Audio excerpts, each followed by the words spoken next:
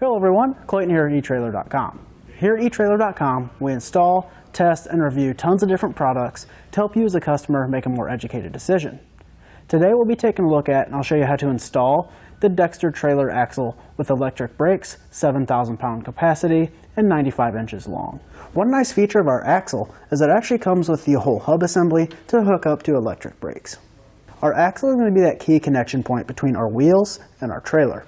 Now this axle is really strong. Like I said, it's rated for 7,000 pounds.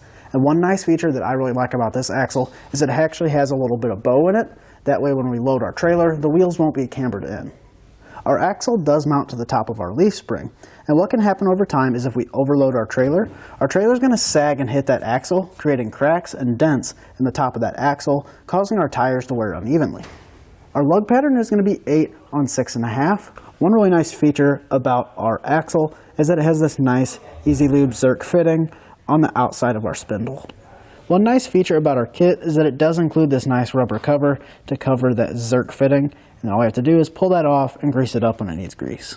Our axle beam is going to be constructed out of a high durability steel, so it's going to hold up really nice over time. It has a nice black paint finish on it, so it's going to look nice under our trailer. Our trailer hubs are going to be cast iron, and all of our bearings, seals, and everything we need to get our wheel installed onto our axle is going to be included, other than our U-bolts and lower brackets. And in terms of installation, getting our axle installed onto our trailer really isn't that bad. It's just kind of heavy, bulky, and awkward to move around, but if you take your time, you can definitely do it at home. With that being said, I'll go ahead and show you how we got ours installed. To start our installation, we're going to want to take our wheels off.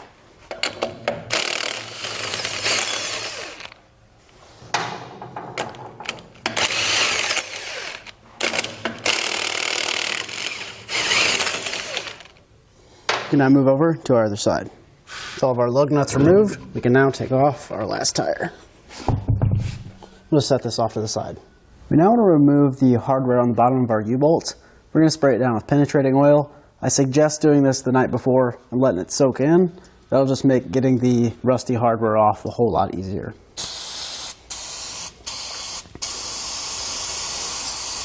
And in this case, we're going to be taking off our leaf springs, so I'm going to soak all that hardware as well.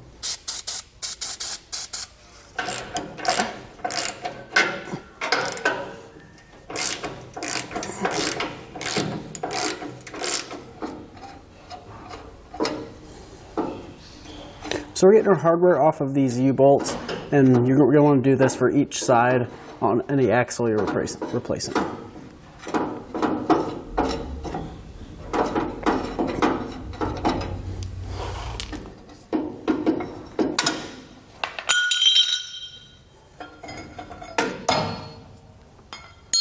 Now at this point you'd want to save your U-bolt and bottom plate, but in our case we're getting new ones, so our old ones will not be reinstalled. I had previously said we were going to remove our leaf springs and just drop our axles down.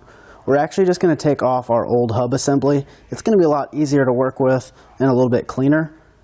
So we're going to take our old assembly off, grab ourselves a pipe wrench. Just want to pry against our cover here.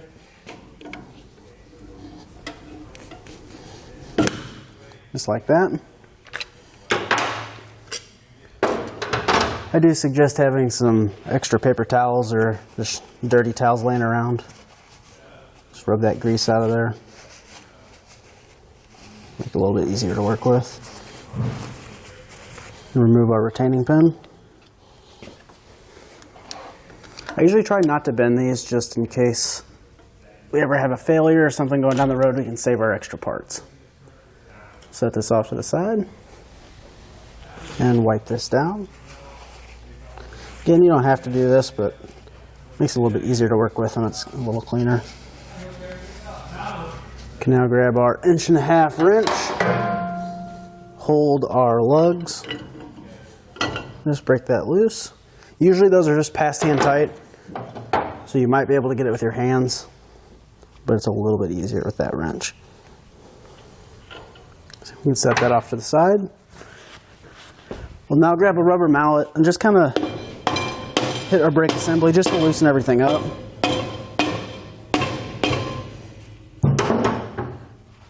We now want to carefully pull out our hub assembly I like to grab a paper towel to catch our bearing. Just like that. You can set that off to the side. And then lift off our assembly.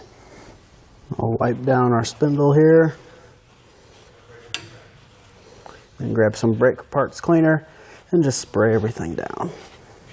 And you don't have to do this, but it makes it a little bit easier to work with. And I'm also going to grab some penetrating oil and just hit these bolts here to help break them loose. Looks like we already lost one nut here, so we'll grab our 9/16 socket and just remove our backing plate nuts.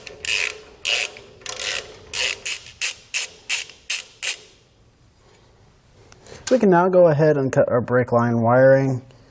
You just want to cut it as close to our factory brakes as possible. And then now would be a good time to cut your brakes on your full axle as well. With that wiring cut, we can lift off our brake assembly.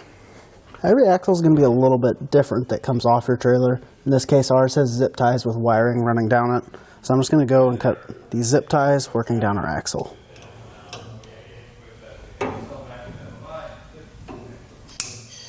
Then you'll want to repeat the same process of moving our brake assembly over on the other side. We lift off our last hub assembly and set it off to the side.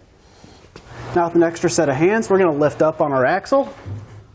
Might have to maneuver it just to get it out of your leaf springs. I do suggest doing this with an extra set of hands, but if you are close to the ground, you might be able to pull it off by yourself. With our old axles out, it's pretty clear that these are pretty damaged. As you can see, there's a big crack right here. It's indented here. Actually, both axles have dents on both sides. And we'll go ahead and show you our tires, but this is the result of our axles being cracked and dented. If you look right here, this is the tire that came off this side. It's pretty clear it's not worn evenly, so it's time to change our axles. Remember, we had to cut this wire off of our old axle. The result of this was our wire being pulled out of our old axle tube. So I'm actually going to delete this whole wire here, and we'll make this connection to our new axle. Our new axle has that wire that goes all the way through to the other side. For any of our wiring, we want to make sure we're using heat shrink butt connectors. If you don't have any, you can pick some up here at etrailer.com. We're also going to need to clean up our wiring for our front axle. As you can see, we have 4 wires coming out. All we need is 2. So I'll go ahead and clean this up just like I did in the rear. I'm going to extend these a little bit as well, just to have some extra. We can always come back and cut off extra wiring before we make our connection to the axle. It's important to make sure you're using a similar gauge wire that's coming from our trailer. Go ahead and heat shrink these down. We are now ready to get our axle in the correct orientation that it's going to be on our trailer. There are going to be a couple ways that we know it's in the right direction. Our first show tell sign is going to be our sticker facing the rear. As you can see, our sticker right here is facing the rear, and our next way to tell is going to be our brake wiring. Our driver's side is going to have these 2 exposed wires, so we're going to know that this goes on the driver's side, because that's where we have those wires that we just fixed on our driver's side. And if you look here on the passenger side, you'll see that there's no extra wires hanging off. It's going to be a lot easier for us to install our new axle with the hub off, so we'll go ahead and take this off the same way we did the old one. With an extra set of hands, we can now slide our axle over our leaf spring and kind of maneuver it into place. You do want to watch that lighter side and make sure it's not going to tilt up on us.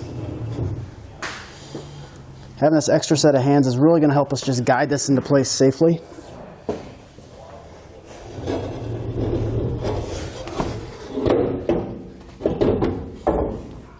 Just when we get it close, then let go and make sure it's not going to tilt up. In this case, we're good. So we'll try to drop our lower brackets into this notch on our leaf spring.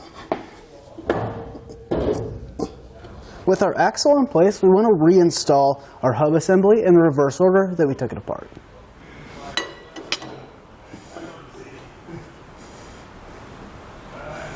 When we're tightening this up, we just want to do it a little past hand tight. That'll just compress everything down. Get right about there. Maybe a little bit more.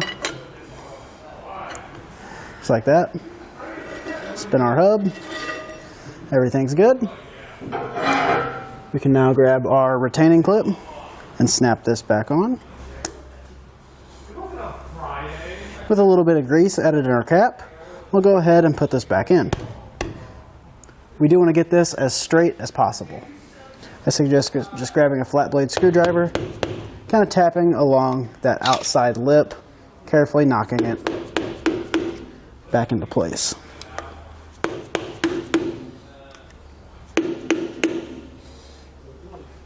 We'll inspect our lip. In this case, we're good. We'll go ahead and repeat the same process for our other axle. We now want to reconnect our wiring from the hub that we took off to our axle. And it doesn't matter which orientation these go. We just want to put these two together and these two together. Again, you can do this as long as brown goes to black. When we're doing this, we want to make sure we're using heat shrink butt connectors. Again, if you don't have those, you can find those here at etrailer.com. We'll repeat that same process for other wire. Give them a little tug and make sure they're secure. Now we'll come back and heat shrink these down.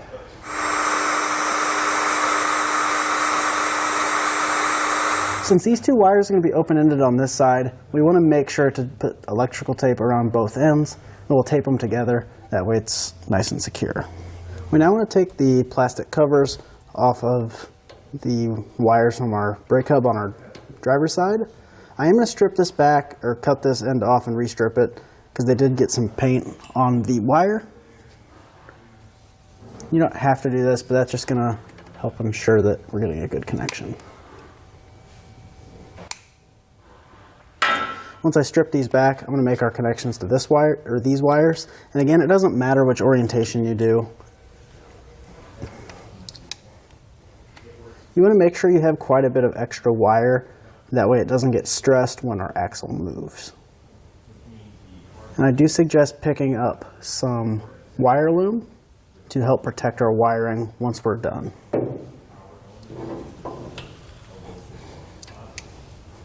going to repeat that same process for this wire. Now come back and heat shrink these down. We're going to add some wire loom right here just to protect these wires. As you can see, we have plenty of extra wire for when our axle moves. With all of our wiring cleaned up, we'll repeat that same process on our other axle. With our wiring completed, we can now go ahead and install our plates and our U-bolts. In this case, we're going to have new ones. If you don't have new ones, you'll be using your old ones, but you can find new ones here at etrailer.com. We just want to have our U-bolts over our trailer axle. And again, you do want to make sure that you don't have any wires pinched under the U-bolt closest to the hub. With that slid in, we can now grab our plate. We want to install our plate with this flange facing down. We're simply going to slide this up against our U-bolt and kind of pinch it together and slide it up. I do suggest grabbing your hardware and getting a couple threads started. Then we'll move up to the front. Same thing, kind of pinch it together.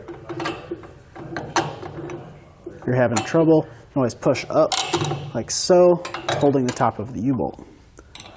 We can now add our other two nuts. Now we'll come back with a 23mm socket and tighten these down evenly across both U-bolts. You do want to make sure that this hole in our plate lines up with the hole in our leaf spring.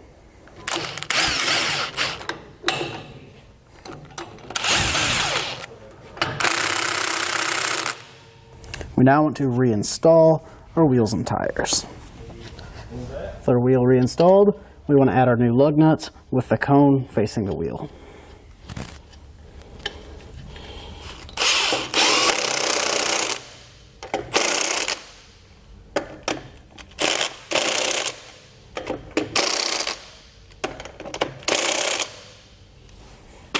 With our lug nuts tightened down, we'll go ahead and put our other wheels on, get our trailer on the ground, and then come back and torque everything down.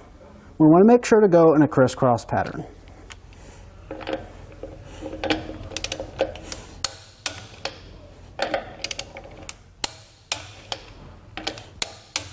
With our lug nuts torqued down, we'll repeat that same process for the rest of our wheels. That'll conclude our look at and installation of the Dexter Trailer Axle with electric brakes.